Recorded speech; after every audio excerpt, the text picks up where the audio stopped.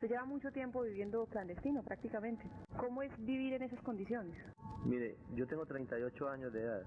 28 años fui pobre y me transporté en buses. De esos últimos 10 años que restan, 5 años he estado en la clandestinidad. Y los otros 5 años los dediqué todos los fines de semana al servicio del pueblo. Yo he sido un hombre que me considero feliz.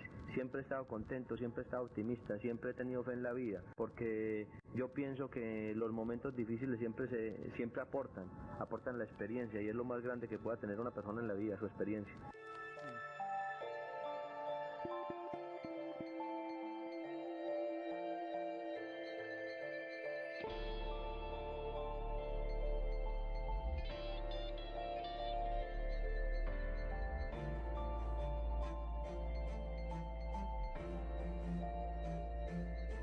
Pablo Escobar, como nunca lo había visto. Lo habías visto. El 3 de diciembre de 1993, más de 20.000 personas caminaron junto al ataúd del entonces más grande narcotraficante de la humanidad. El país hace solo meses no paraba de escuchar explosiones, pero ahora estas personas lloraban y sentían con dolor su muerte. ¿Por qué? Si Escobar era la imagen más grande del narcotráfico y el terrorismo, y era sinónimo de destrucción y crimen, ¿por qué al mismo tiempo tanta gente sufría por su partida? ¿Qué había detrás de la imagen de Pablo Escobar? Pablo era una persona de mucho carisma, la gente lo quería y lo respetaba mucho, y tenía una cosa que le falta a mucha de la gente en Colombia, que es la palabra. Pablo lo que le decía a usted con la boca, se lo cumplía como si fuera una escritura. La determinación y la disciplina fue lo que llevó a Escobar a ser el jefe de la mafia. Desafortunadamente, utilizó sus cualidades para el mal, pero es un ejemplo de lo que alguien con esfuerzo y objetivos claros puede lograr. Ya él se imaginó, se imaginó todo el proceso, producción, distribución y consumo. Escobar trabajaba sin descanso y planeaba todo perfectamente. Él, junto a su primo Gustavo Gaviria, fundaron y comenzaron el Cártel de Medellín. Pablo y Gustavo se complementaban y eran muy productivos. Trabajaban hasta 24 horas para cumplir sus objetivos. Las cosas fueron tantas que usted arrancaba con 5 kilos y con Pablo en 3 años, hermano, ya eran en 600, 700, 800, 1000. Y Pablo buscaba hombre, que hay que buscar otra ruta porque esta no está funcionando. Entonces Pablo se imaginaba una cosa, imaginaba la otra, cogía los mapas y era... Me siento orgulloso de pertenecer a la comunidad del municipio de Envigado, porque en esos lugares he conseguido lo más lindo y lo más preciado que tengo en mi vida. Mi esposa, mis amigos, mis compañeros de oficina y de trabajo, porque es gente que pertenece al municipio de Envigado. Gracias al gran ingenio del patrón, las maneras de pasar la droga a otros países eran pan comido para el Cártel de Medellín. Su hijo, Juan Pablo, cuenta que en una de las primeras rutas se impregnaban jeans con cocaína y lograban entrar a Estados Unidos como material de importación. Una vez del otro lado, la coca se extraía de los jeans con una ducha. La DEA descubrió esta estrategia tiempo después, pero la astucia de Pablo fue aún más allá. Y mi padre dijo que iba a continuar con la ruta, entonces le decían que estaba loco. Lo que pasó fue que terminaron impregnando las cajas de los jeans con cocaína. Y la DEA no prestaba atención a las cajas y las tiraba a la basura, y eran las que justamente llevaban la cocaína. Está usted combinando muy bien lo político con lo social. Sí, nosotros en este momento estamos también, como había explicado ahora en anteriores oportunidades, tratando de hacer una combinación también de lo social con lo deportivo. Yo lo respetaba y lo admiraba, porque es el único hombre en mi vida que ya estamos acorralados, que nos van a dar de baja, y lo he mirado a los ojos y no tiene miedo, tiene una sonrisa en sus labios, le fascinaba el peligro. Otro atributo que llevó a Escobar a ser el patrón fue su tranquilidad y frialdad. Era una cosa media. Pablo Escobar Gaviria le decían, se acaba de ganar $60 millones, y él no empezaba a bailar en una pata y a tirar voladores y a hacer tiros al aire. Ah, muy bien, organicen eso con el contable y listo. Su falta de emociones, sumada a la obsesión con sus metas, lo convertía en un monstruo. Era alguien dispuesto a hacer lo que fuera necesario para lograr su cometido. Llegan y le decían, mire, acaban de matar a Pinina. Uy, no jodas. ¿Cómo así? ¿Cómo fue esto? Vamos a investigar y ya. Pues no era que se tiraba al suelo y empezaba a llorar así como en la serie, ¿lo muestran? No. Si el señor ministro sabía que Pablo Escobar era el fundador del MAS, ¿por qué no se lo había dicho al país antes? ¿Por qué lo dijo cuando se sintió acorralado por las pruebas que presentó mi compañero en la Cámara del Congreso? En 1978 Pablo y Gustavo compraron una extensa finca. La hacienda Nápoles contaba con una sorprendente extensión de 1.600 hectáreas, aproximadamente 36 veces el tamaño de la Ciudad del Vaticano o 5 Central Parks de Nueva York. ¿En serio? Escobar importó cerca de 1.500 animales, entre ellos varias especies exóticas que llegaban por primera vez a Colombia e incluso eran raras alrededor del mundo. Las loras negras. Esas loras negras eran las únicas loras negras en cautiverio que había en el mundo. Y costaron $50.000 el par.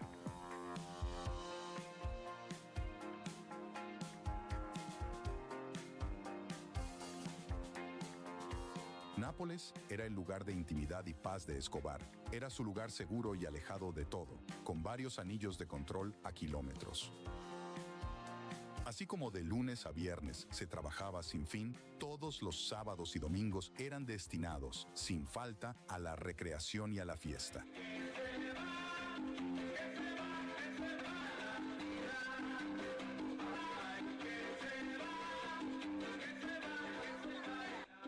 Todos los socios, trabajadores, amigos, allegados y familiares de Pablo eran invitados.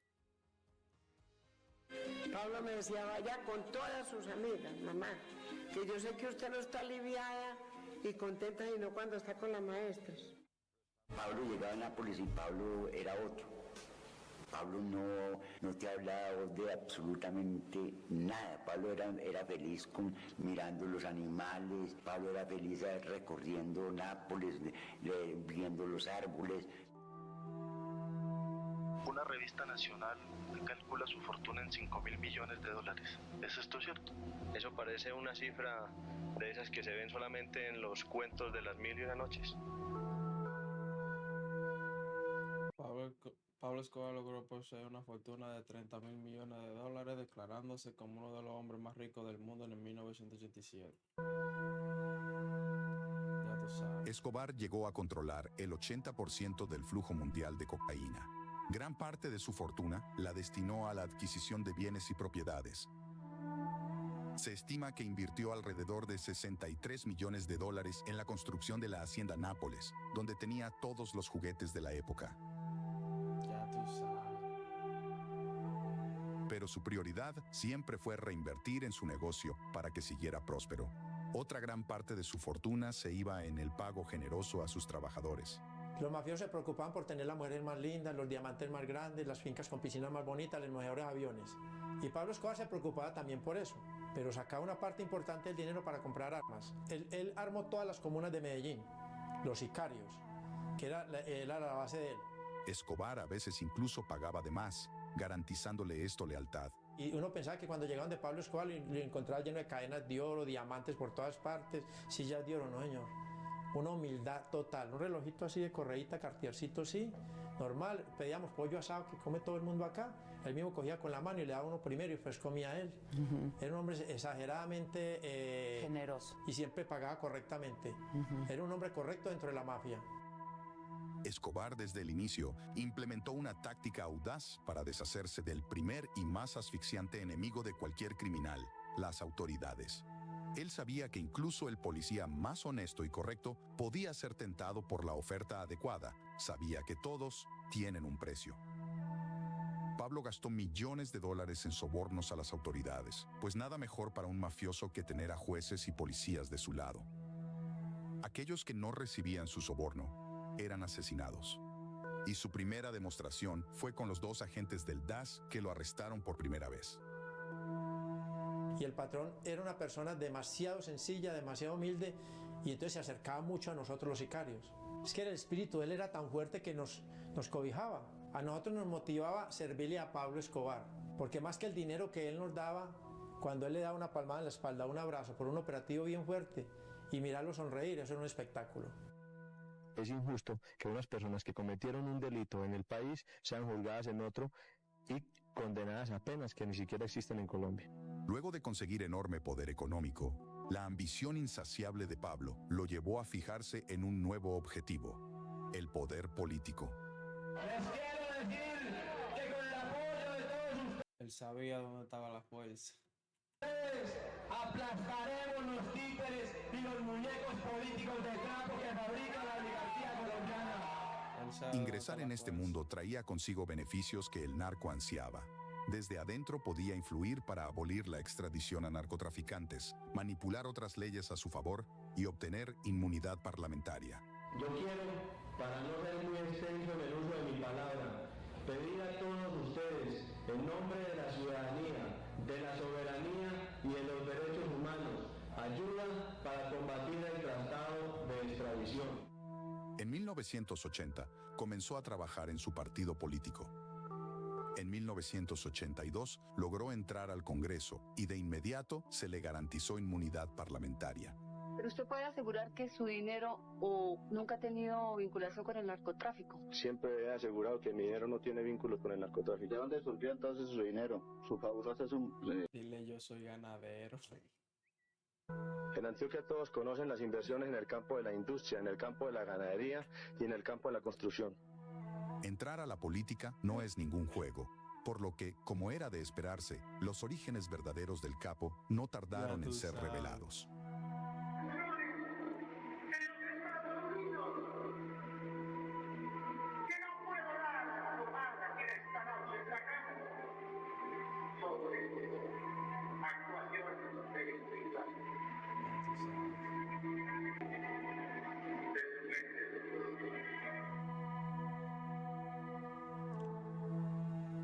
Escobar fue acusado directamente por el ministro de Justicia, Lara Bonilla, en el Congreso de 1984.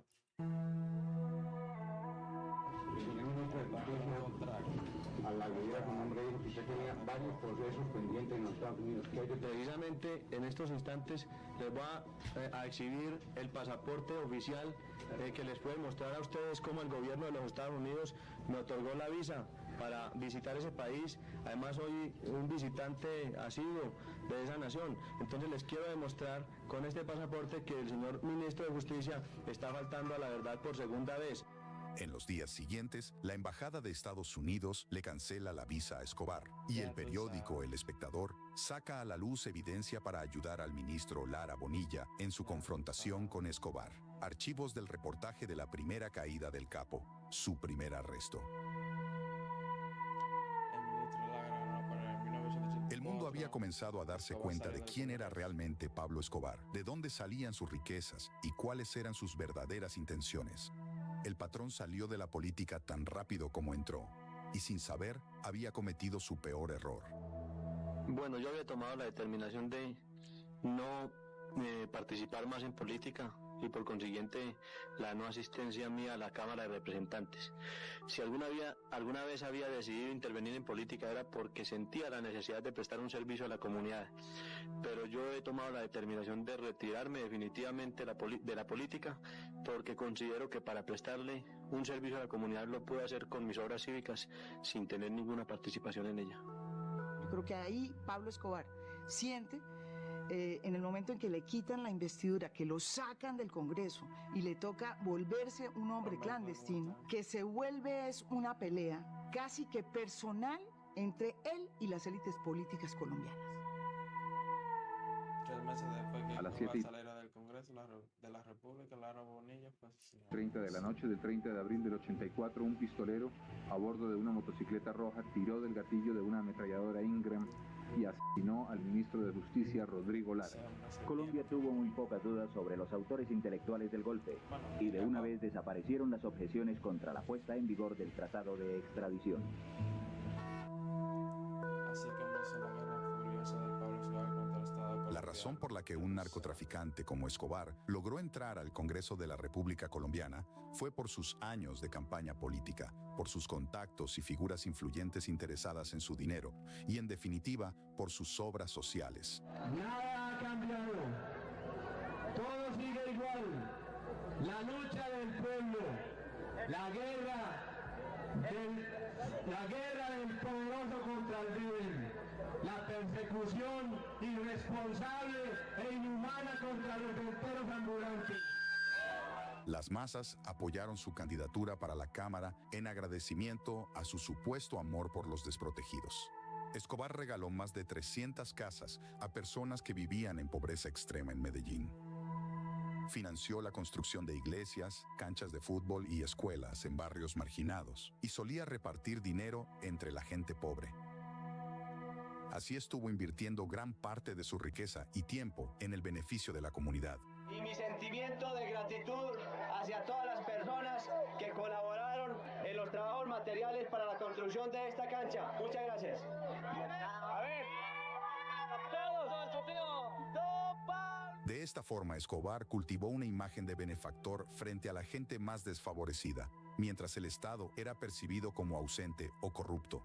Irresponsable porque tenemos 142.000 desempleados en el Valle de la Burrá. Inhumana porque se está jugando con el pan de miles de familias antioqueñas. En vez de estar apoyando su trabajo humilde y honrado, en vez de estarnos dotando de casetas para que puedan subsistir dignamente, para que contribuyan a solucionar el grave problema del desempleo que nos agota y nos asfixia. Todas estas obras de caridad, junto a un impecable uso de los medios de comunicación, hicieron que a Escobar se le considerara una especie de Robin Hood paisa. Desde entonces existen personas que le rezan a eso, ya tú sabes. A conversar con él, porque con Pablo era muy agradable conversar. Pablo era muy tranquilo. Yo nunca lo llegué a ver bravo. Un gran patrón, era un tipo que no nos gritaba. Con todos los trabajadores era muy humanitario. Posibles, y siento que mi papá también, desde su propia vida, desde sus propios ejemplos buenos y malos, nos mostró los extremos a los que puede llegar el ser humano en cuestiones como el amor o la violencia. Yo veo a Pablo Escobar como mi amigo. Y como amigo para mí fue excelente, hermano. Y yo amigos tengo muy poquito. Todos los que conocieron personalmente a Escobar opinaban lo mismo. Era una gran persona. Todo lo opuesto a lo que el resto del mundo piensa. Un amigo leal, un padre ejemplar y un jefe humilde. Bueno, una vez iba Manuelita con Neptuno, que había decidido salir a dar un paseo por el bosque. Manuelita escuchó unas carcajadas. Manuelita estaba sola. Se inventa una historia de una bruja. Yo presiento que es como una despedida que él se hace con Manuela. ¿Cómo puede ser que ese hombre que se percibe cariñoso en sus grabaciones, pacífico y cuerdo en sus discursos, y empático y amable en sus cartas, sea el mismo demonio jefe de la mafia que ocasionó tanto derramamiento de sangre en Colombia? Nos encerramos él y yo en una pieza. Había una cama grande, ancha, pues una cama doble.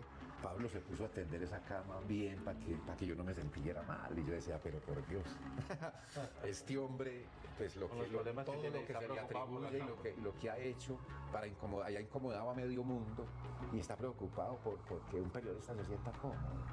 Todo lo que yo he oído decir en noticias que Pablo hizo, mandó a hacer, y yo decía, pero esta persona no parece tener la capacidad de hacer eso. Eso era mi padre. Muy curioso, ¿sí? ¿Acaso era otra persona dentro del cártel de Medellín, el actor intelectual de todos los atentados y atrocidades atribuidos a Escobar?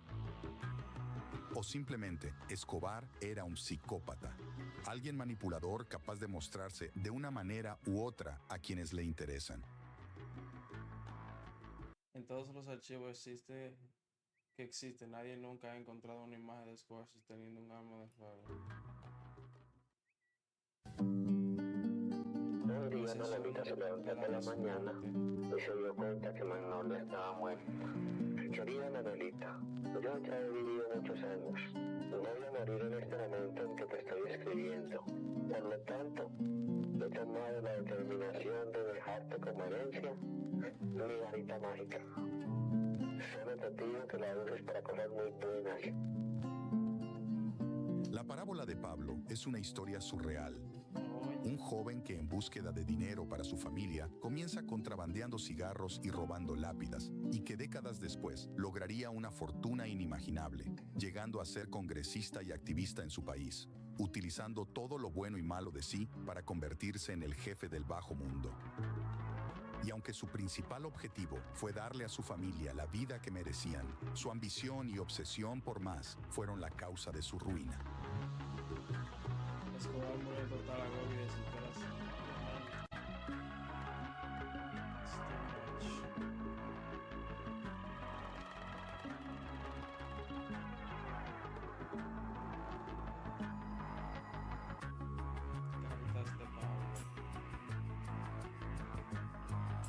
No pienses que si no te llamo no te extraño mucho. No pienses que si no te veo no siento tu ausencia.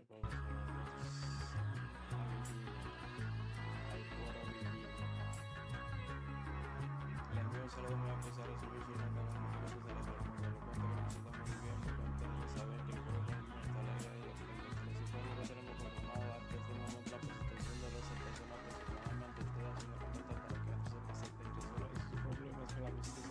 Casi todo mi tiempo lo voy a dedicar a la lectura y al estudio. Por el momento voy a leer este evangelio y ya se lo borro. He recibido una nota, muchas gracias por los conceptos expresados en ella. Estoy contento porque sé que a la gente contenta y tranquila. Yo que he vivido la guerra, sé lo que significa la paz. No tengo cargo con conciencia, mi derecho es Dios, ideas ajenas, ambición, el dinero, familia, libertad, vida, derecho, nacionalidad, de patria. Clases marginales de proteger el sumo de toda la guerra, centro de criminal. En toda la guerra muere gente inocente, ajena con fuerte ocurrió Irak, en Vietnam, también en Panamá o en Japón. Cuando el gobierno de los Estados Unidos lanzó la bomba atómica contra la población civil. A mí también me queda la vida y los huérfanos de esta guerra criminal. Me quedan muchas tumbas por visitar, pero muchos de mis amigos y compañeros no tuvieron ni siquiera derecho de dormir en una tumba porque fueron desaparecidos arrojados del helicóptero al hacer los grandes ríos. No me importa cuánto tiempo voy a estar aquí, pero sí me gustaría muchísimo ver la cara en un juicio público a los datos oficiales criminales de la Policía Nacional que tienen altísima cuota de responsabilidad en toda la tragedia nacional. Me queda que es otra enorme satisfacción. Mi dinero siempre cumplió una función social, no lo enterré en canecas o en caletas, lo invertí en obras sociales para la comunidad y el pueblo. Podía hacerlo, lo puedo probar. El hueso. Que todos los adolescentes y todos los jóvenes quieren ser Pablo Escobar, pero todavía no saben muy bien para qué y qué fue lo que hizo ese señor. No conocen la historia y ya quieren ser Pablo. Creo que si la conocieran, ninguno osaría repetirla, porque yo estuve con mi padre, escondido al lado de él, lleno de millones de dólares a nuestro alrededor y nos estábamos muriendo de hambre porque un retén de la policía lo teníamos enfrente de la casa donde estábamos escondidos durante una semana y se nos acabaron los víveres. Ahí entendí yo que el dinero del narcotráfico no sirve absolutamente para nada. En realidad, el objetivo de esta producción no es incitar a la realización de ninguno de estos tipos de actos, de lo que sea. Aquí se hablan. Tampoco ni al NTC, es verdad. Pero, vean, eso es mucho peso que llevan en la espalda, la creta. Me duele la espalda de no me pensar yo esa vida. ¿Tú estás loco? Por más millones. Hablamos ahorita.